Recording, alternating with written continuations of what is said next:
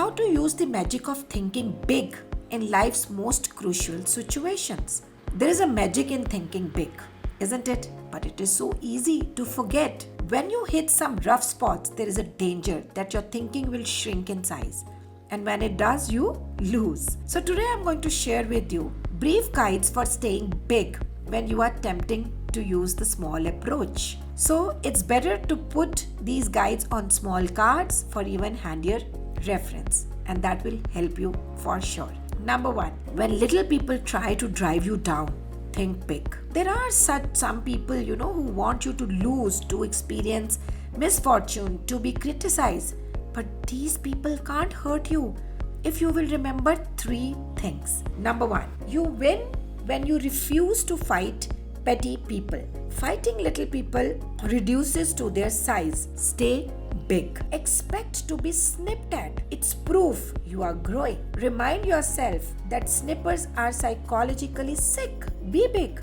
Feel sorry for them. So think big enough to be immune to attacks of petty people. Can you do that? Great. Point 2nd, when that I haven't got what it takes feeling creeps upon you, think big. Remember, if you think you are weak, you are. If you think you are insufficient, you are. If you think you are second class, you are. Whip that natural tendency to sell yourself short with simple 3 tools. Number 1, look important. It helps you think important. How you look on the outside has a lot to do with how you feel on the inside. Concentrate on your assets. Build a sell yourself on yourself commercial and use it. Learn to supercharge yourself. Know your positive self.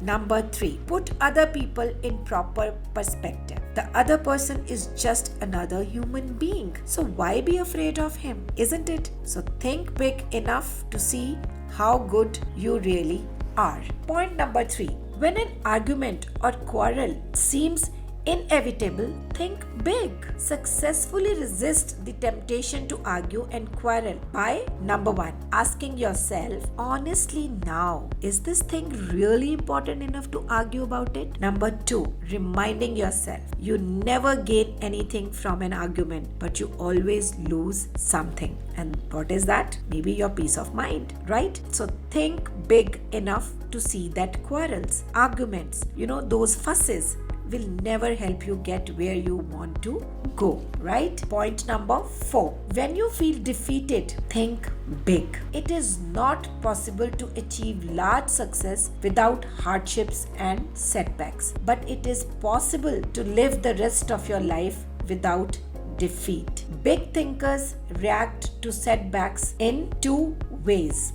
Number 1, regard the setback as a lesson. Learn from it. Research it. Use it to propel you forward. Salvage something from every setback. Number 2, blend persistence with experimentation. Back off and start afresh with a new approach. Can you do that? Yes, it is possible. Think big enough to see that defeat is a state of mind, nothing more. Point number 5, when romance starts to slip, think big. Negative petty, she's or he's unfair to me, or I'll get even, all these kind of things. He's done this, or she's done this, or she's not pure to me, she's not honest to me, or he's not honest to me.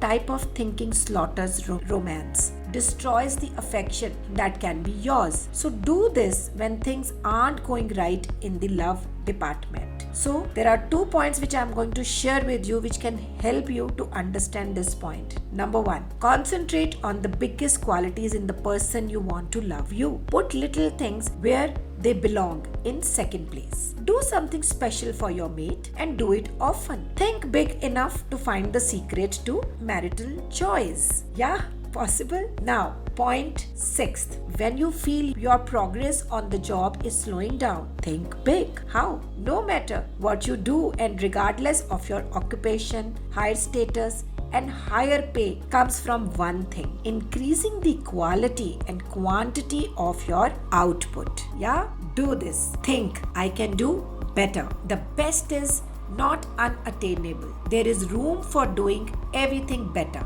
Nothing in this world is being done as well as it could be.